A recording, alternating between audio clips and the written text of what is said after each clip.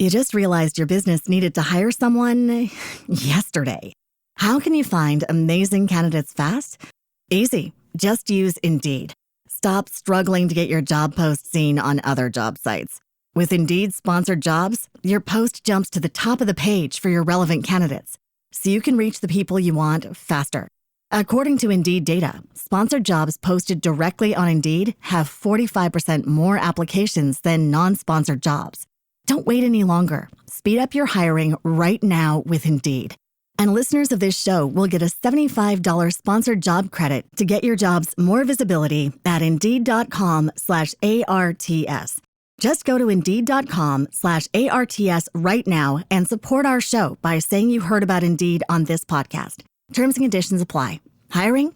Indeed is all you need.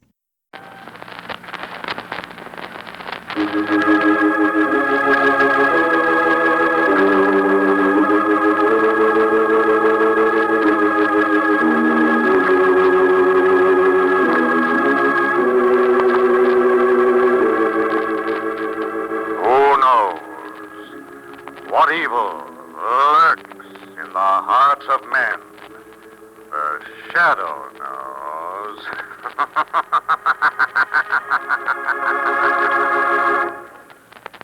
Once again, your neighborhood blue coal dealer brings you the thrilling adventures of the Shadow, the hard and relentless fight of one man against the forces of evil. These dramatizations are designed to demonstrate forcefully to old and young alike that crime does not pay.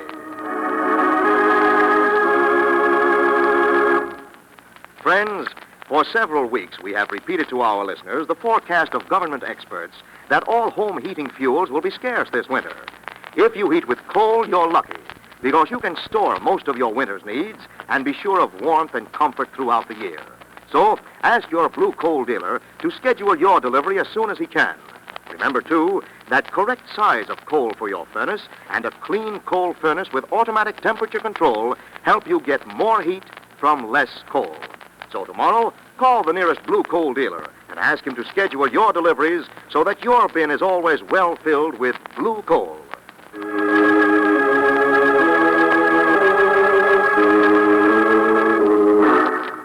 The Shadow, who aids the forces of law and order, is in reality Lamont Cranston, wealthy young man about town. Years ago in the Orient, Cranston learned a strange and mysterious secret, the hypnotic power to cloud men's minds so they cannot see him. Cranston's friend and companion, the lovely Margot Lane, is the only person who knows to whom the voice of the invisible shadow belongs. Today's drama, The Comic Strip Killer.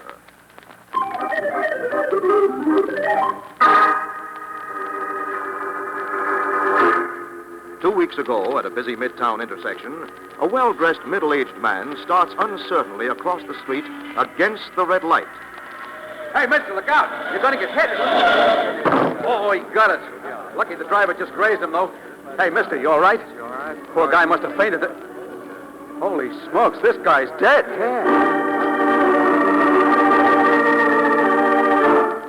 A week later, as the usual crowds pour down the steps of the public library at closing hour, an elderly woman starts down, then suddenly plunges forward headlong and comes to rest in a twisted heap at the bottom step. Too bad her heel must have caught in the steps. Took a nasty fall. You all right, madam? Madam? Why, she's dead.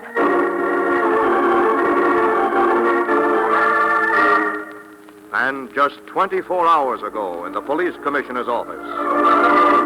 And this is the third one, Cranston. That body I just showed you in the morgue was the third victim in 3 weeks.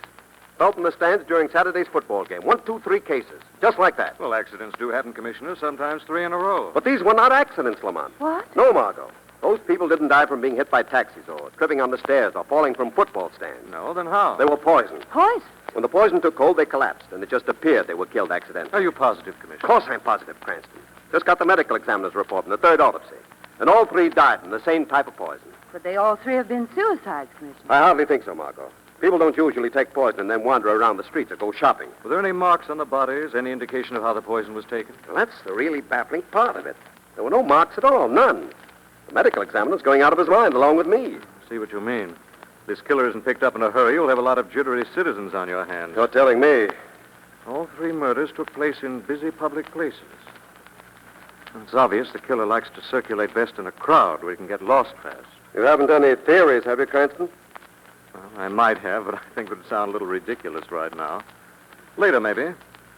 Well, come on, Margot. You and I have a little research to do. This is our day to be mysterious, Commissioner. Play along with it, Margot. Even a Cranston theory is better than none. I'll telephone you just as soon as something new turns up. And let's hope it's not another victim. Good luck, Commissioner. Thanks, Lamont. I can sure use some. See you later, Margot. Goodbye, Commissioner. Well, Lamont? You like morgues, Margot? Oh, they give me the creeps. Why? And how about newspaper morgues? Oh, well, they're different. What would we be going to a newspaper morgue for? Well, we might be going to read up on old comic strips, Margot. Lamont, be serious. I am. Well, this doesn't have something to do with that theory you said you couldn't tell Commissioner Weston about. Mm-hmm. No wonder you thought it was too ridiculous to mention to the commissioner. It might not be as ridiculous as you think, Margot. Depends a lot on which comic strip you read.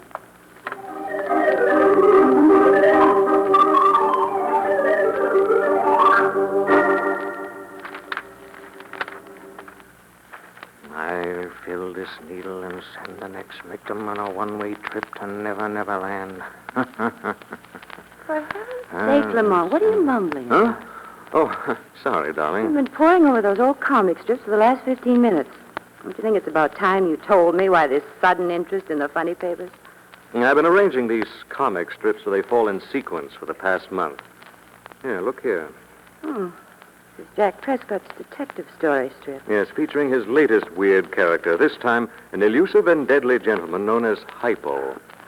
Listen to this caption. Hypo, a new type of killer who's traded the old-fashioned automatic for the modern hypodermic needle. Ooh, how horrible. Horrible and fascinating to 2 million readers, 4 million on Sunday.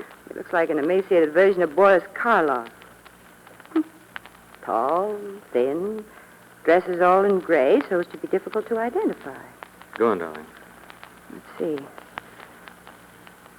He eliminates his victims with a hypodermic needle filled with a new, fast-working poison. He always attacks in crowded areas. Lamont, you don't think there's some connection between those 3 mysterious murders and this comic strip character? I think there might be, Margot. Of course, we still don't know how the killer actually committed the murders, but we do know the victims died of poison and that they were attacked in crowded areas. Yes, that's true. Some crazy killer might have been inspired by this idea, or some homicidal maniac has really taken these comic strips to heart. How awful. Well, this man who draws this character, this Jack Prescott, he must be practically a psychopathic case himself. Well, I understand Prescott's a very mild, home-loving man. He's one of the best light cartoonists in the business. Do you know him, Lamont? Well enough to bluff my way through a social call. Well, do you think he'd be able to tell you if there's any basis for this theory of yours? Yes, he might, Margot. He has a studio over on Park Place. Why don't we go over and see?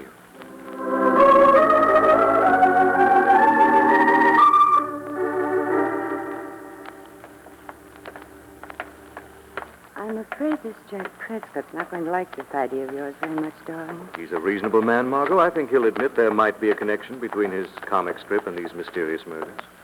Oh, here we are.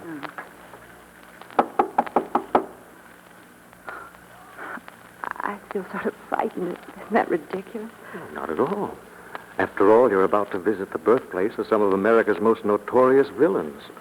Cyanide Susie, Wasp Waist, Gimlet Eyes. Well? Oh, hello, Harry. I'm... Mr. Prescott can't be disturbed. He's very busy right now. I phoned Mr. Prescott today, and he invited me to drop in, Harry.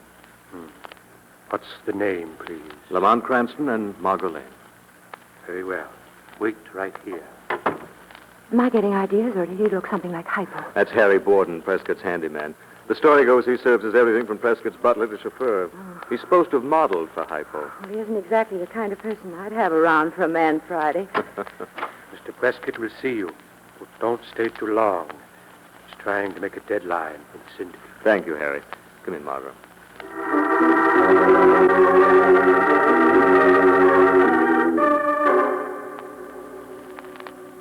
This is very upsetting, Mr. Cranston, this theory of yours. I know it sounds fantastic, Mr. Prescott. Well, all I can say is that this gives me a new reason for wanting to get out of the crime comics and switch to something lighter. But, Mr. Prescott, you've made such a great success in this field. Oh, thanks, Miss Lane, but I'm beginning to find it a little depressing, dreaming up monsters and ogres. A little exhausting, too. Exhausting? It may sound funny, but it's real work, dreaming up a bigger and better villain every month or so. I spend 12 hours a day, 6 days a week at it. Comics are a serious business, eh? How did you conceive the character of Hypo, Mr. Prescott? Well, Dr. Murray Schumacher, he's a biochemist, first gave me the idea, Mr. Cranston. He's an expert on poisons of all kinds. Dr. Murray Schumacher? Yes, he gave me a lot of valuable technical material. Although I didn't tell him at the time I intended to use it in the strip. I've been doing a little research on my own, too. Oh, I see. Do you know where Dr. Schumacher's living now? Yes, I believe his laboratory is just outside of town on Hillcrest Road, I believe. Yes. He hates publicity, however. He'd be very upset if he became involved in a sensational story like this. I'm afraid personal feelings are going to have to go by the boards in this case, Mr. Prescott. As long as this killer's on the loose, none of us are safe. Yes, of course. I feel terribly that my work might be connected with these murders, Mr. Cranston.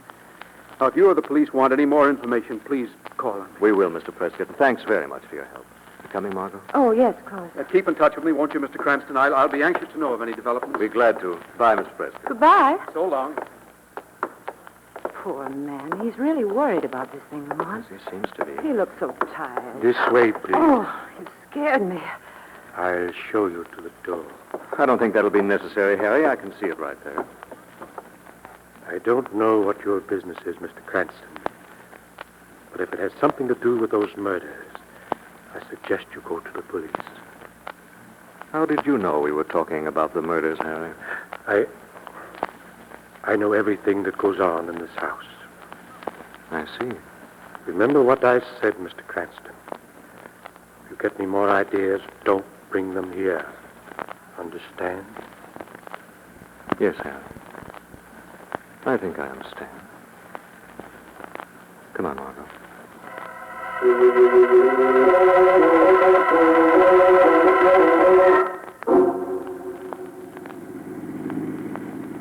Lamont?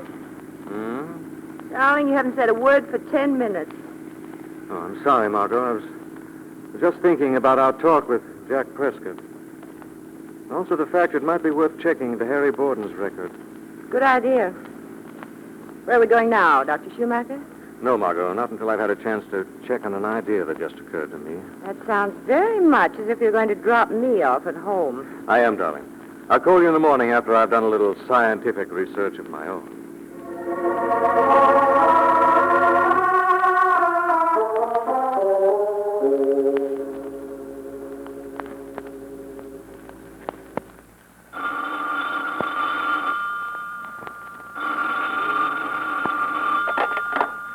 Hello. Cranston. Commissioner Weston. Sorry to wake you up at this hour, Cranston. No, you didn't wake me, Commissioner. I was doing some work. Why, what's up? Another murder, just like the others. Huh? Guy collapsed in front of the Globe building, reading the news flashes. They're rushing him to the hospital. Another victim? Yeah. Only this time it's somebody with a name. What name, Commissioner? The cartoonist. Jack Prescott.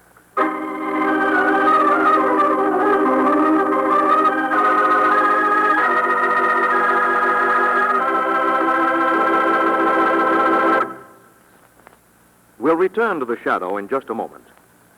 Your neighborhood blue coal dealer would like to do this. He'd like to send you a Tempmaster automatic heat regulator for your furnace with a tag attached. The tag would say, "This Tempmaster is yours. You are paying for it. Here it is." Yes, that's exactly what's happening. If you heat with coal and do not have a Tempmaster, you are paying for all the comfort and convenience of automatic temperature control without getting it. You see, fuel studies prove that a hand-controlled furnace fire can't help running away with itself at times and overheating your house. When that happens, you're losing plenty of heat up the chimney. You're wasting a lot of fuel. You may be wasting enough to pay for a blue coal Tempmaster in a single heating season. So, if you don't have a Tempmaster now, you're missing the carefree heating comfort that you're paying for anyhow. Call the nearest blue coal dealer tomorrow and ask him to demonstrate the blue coal Tempmaster, the modern electrical servant that pays for itself. See how it operates. See how furnace controls are operated from a thermostat in your living room, automatically opened and closed as needed while you take it easy. Remember, you're paying for a temp master anyhow, so why not get the comfort, ease, and more healthful heat you're entitled to? Call your blue coal dealer tomorrow. Now, back to the shadow.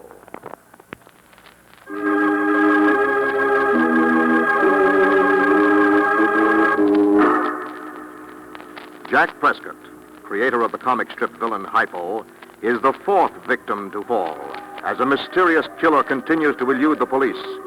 Cranston, Margot, and Commissioner Weston are at the hospital bedside as a doctor examines the semi-delirious Prescott. It's all my fault, I tell you, all my fault.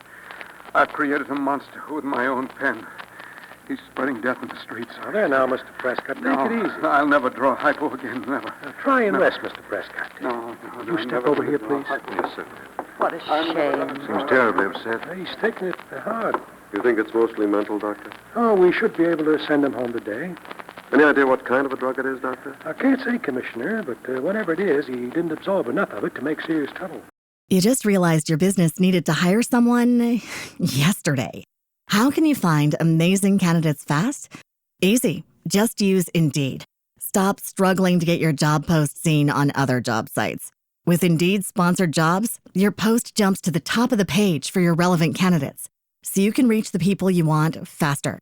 According to Indeed data, sponsored jobs posted directly on Indeed have 45% more applications than non-sponsored jobs. Don't wait any longer. Speed up your hiring right now with Indeed. And listeners of this show will get a $75 sponsored job credit to get your jobs more visibility at Indeed.com/ARTS. Just go to Indeed.com/ARTS right now and support our show by saying you heard about Indeed on this podcast.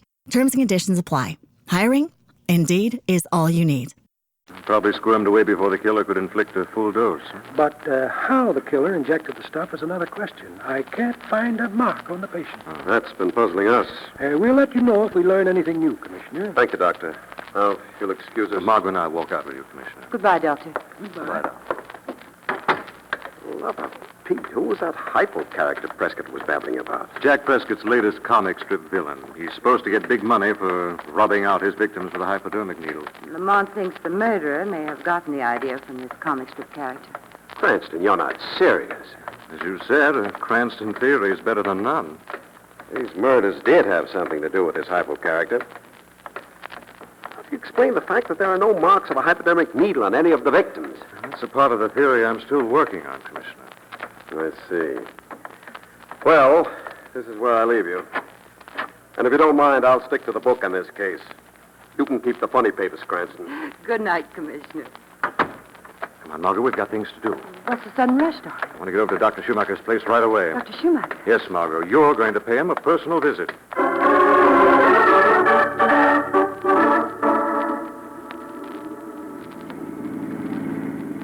Now, just a second, darling. Let me get this straight. I'm to interview Dr. Schumacher as a newspaper reporter. Is that right? That's right. Get him to talking, Margot. Find out all you can. Well, suppose he doesn't want to talk to the press. Well, an interview may flatter his ego. From what Jack Prescott said about him, I'm not exactly looking forward to finding myself alone with this Dr. Schumacher. You won't be alone, Margot. The shadow will be there, too.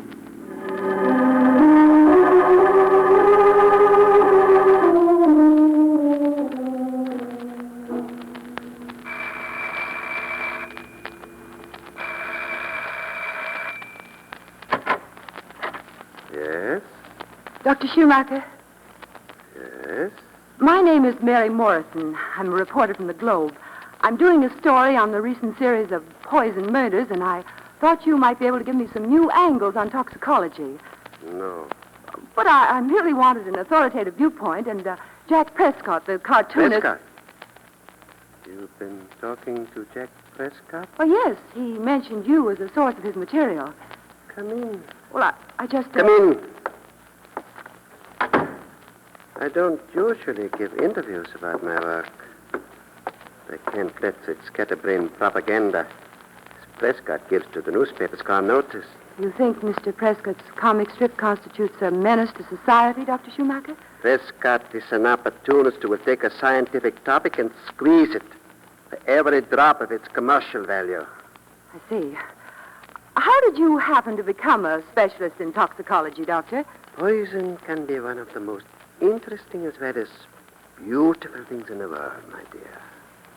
Beautiful, did you say, Dr. Schumacher? Yes. Poison kills the undesirable. What? Yes, like weeds, insects, animals, people. When undesirables are eliminated, it remains only beauty. I see. Dr. Schumacher, the real purpose of my interview Wait. was... I have a collection of notes entitled Timetable for Death, telling to the fraction of a second how long it takes for certain poisons to take effect. I'll get it for you. And let's see. Shadow, I hear you, Margot. I'm scared. He sounds absolutely mad. Hold on for a few more minutes. There's something I've still got to find out. Don't worry, Margot. The shadow is watching every move. Now you will see how accurately death can be calculated. I'm fond of that title. Timetable for Death. It's like looking at the schedule of trains. Slow ones and fast ones. But all of these trips are one-way journeys. You see, there is no round trip. You have a laboratory, too, I suppose, Doctor? Yes. Would you like to see the latest specimen from my laboratory? It's not very pretty, of course. When you see what happened to this creature as a result of poison, you will have something worth writing about. I'll get it for Dr. you. Schumacher, please. This cursed asthma of mine. I'd almost forgotten about it. If I climb those stairs, I'll be wheezing for the rest of the day. Excuse me a minute. I'll get someone who can get it for us. All right, Margot, get out fast. But, Shadow, I haven't found... Never mind that now, Margot. Just get out of here. Hurry.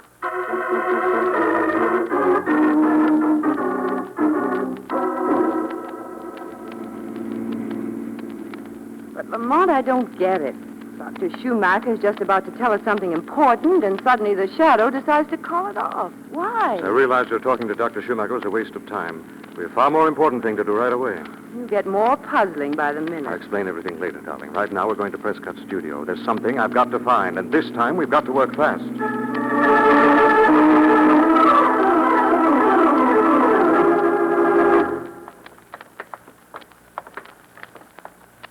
Now, this passkey will get you in the front door here. I'm going in through another entrance. When you get into Prescott's studio, your job will be to delay intruders, whoever they may be. Well, don't take too long, Lamont. This decoy business is beginning to wear on my nerves. I won't. Good luck, darling.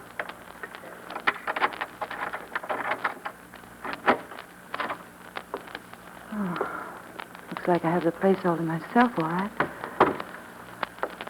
What in the world can Lamont have on his mind? Whatever it is, I hope he doesn't take too long finding it. I didn't like this studio before, and I don't like it now. The door. Isn't the inquisitive Miss Lane? Where's Mr. Cranston tonight? Oh, hello, Harry. Well, I came here alone on business. What kind of business? Well, I'm a newspaper reporter. That's it. I thought maybe I could do a story on Mr. Prescott. Perhaps we're not interested in publicity.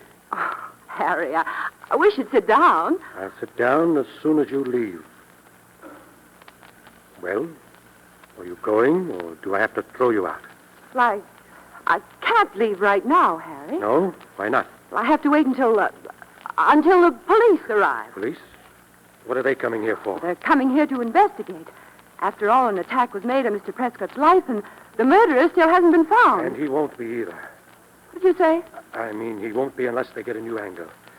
This hypo theory is ridiculous. Is it? What makes you so sure? I know. How do you know? I just know, that's all. It couldn't be that because you modeled for the character of Hypo, you began to think and act like him. No. And that finally you had to see if you could kill like him and get away with it. You got away with it 3 times, so you tried the supreme test. You're crazy. You tried to murder the creator of the very character you were impersonating. You tried to kill Mr. Prescott, didn't you? You tried to kill All right. him. Did try to kill him, and I'm sorry I didn't succeed. But you're not going to be able to tell anybody about it. Now, wait a second, Harry. I told you to get out. Now you're going out where nobody will find you. Very interesting. Mr. Prescott. I didn't hear you come in, sir. You seem to be confused, my boy. You're not talking to Mr. Prescott. You're talking to Hypo. Listen to me, Mr. Prescott. Notice how I move around the room, swiftly, noiselessly, like death itself. It might interest you to know that I'm receiving $5,000 in advance to have you, shall we say, erased. Mr. Prescott, please. Oh, the young lady. An unscheduled job. This is going to cost them extra. A double feature is tricky business. Sir, put down that instrument.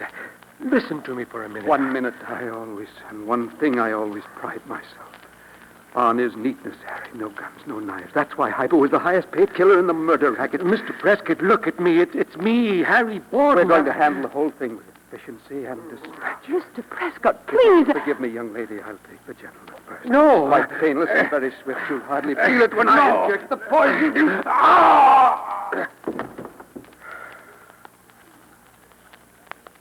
killed. Yes. Now you, young lady. No. Quickly, what happened? Someone's holding my arm. Who's holding me? Who are you? This is the Shadow. Shadow. Another killer as elusive as the great Hypo. The Shadow is no killer, Prescott. I'm here to keep people like you from killing. You'll never stop me.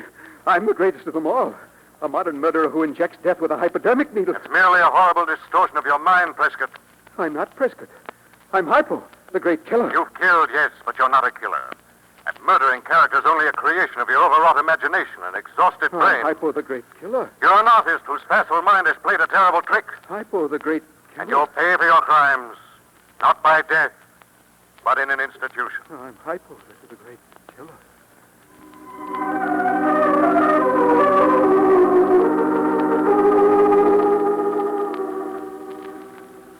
Well, that's the whole story, Commissioner.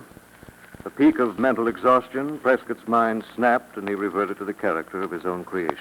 Real schizophrenic. Good personality, huh? What about Harry Borden, Commissioner? Is he going to be all right? The doctor said he'd pull through okay. Must have gotten a load of the same stuff Prescott got. Yes, he did. You see, Harry found out the truth about Prescott. In a loyal effort to shield his boss from suspicion, made what looked like an attempt on Prescott's life. So Harry was the one who attacked Prescott? Yes. Actually, the stuff Harry shot into Prescott must have been a watered-down toxin or a powerful sedative. And it's the same stuff that was left in the syringe when Prescott went wild and tried to kill Harry. Oh, I see. I still don't understand how you discovered it was Prescott, Lamont. Well, Dr. Schumacher was out. He could hardly have been a swift, elusive killer with a bad case of asthma. Oh, of course. And I remembered that Prescott said he was doing research on his own. So I went looking for a private laboratory. And when you found it, you found the knockout drop. Yes. A good deal more, too. I found the key to the whole case. One of the mysterious murder weapons. Look, It looks like a small flashlight. it's called a hypo spray. It works on the basis of a high-pressure air gun. You hold it against the skin, and it blasts fluid painlessly through the pores. The patient doesn't even feel the injection. So that's why the victims didn't know they'd been poisoned. And why there were no needle marks on their bodies. A hypo spray. Well, it must be something new. Well, it's so new, Margot, that the first real publicity about it's in this week's Life magazine. Now they're darned. Well, Cranston, I guess I'll have to take back what I said about your comic strip theory. That's all right, Weston. Colonel, I hope this doesn't set a new trend in crime deduction. I've trouble enough getting through all the police stories on the front page without having to comb the comic strips every day.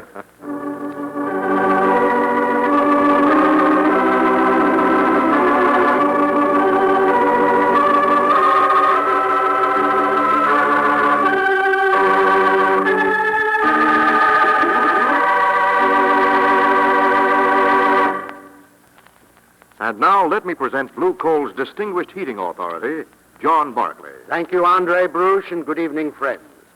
As the old saying goes, well begun is half done. If you emphasize fuel saving in your home now, you'll start fuel-saving habits that will last all winter. Tell your family to always close off rooms that are not used. Ask the children to be sure to close doors behind them when they come in or out of the house.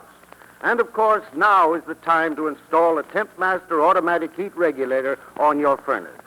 A Blue Coal TempMaster is not only the last word in heating convenience, but over the course of the winter, it can easily save as much as 20% of your fuel. Remember, Blue Coal dealers can install a temp master easily and quickly without the necessity of shutting down your furnace. I thank you.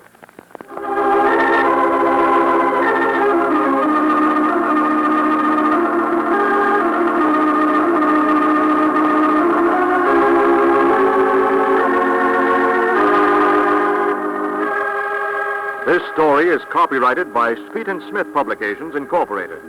The characters' names, places, and plot are fictitious. Any similarity to persons living or dead is purely coincidental. Again, next week, the shadow will demonstrate that The weed of crime bears bitter fruit. Crime does not pay. The shadow knows.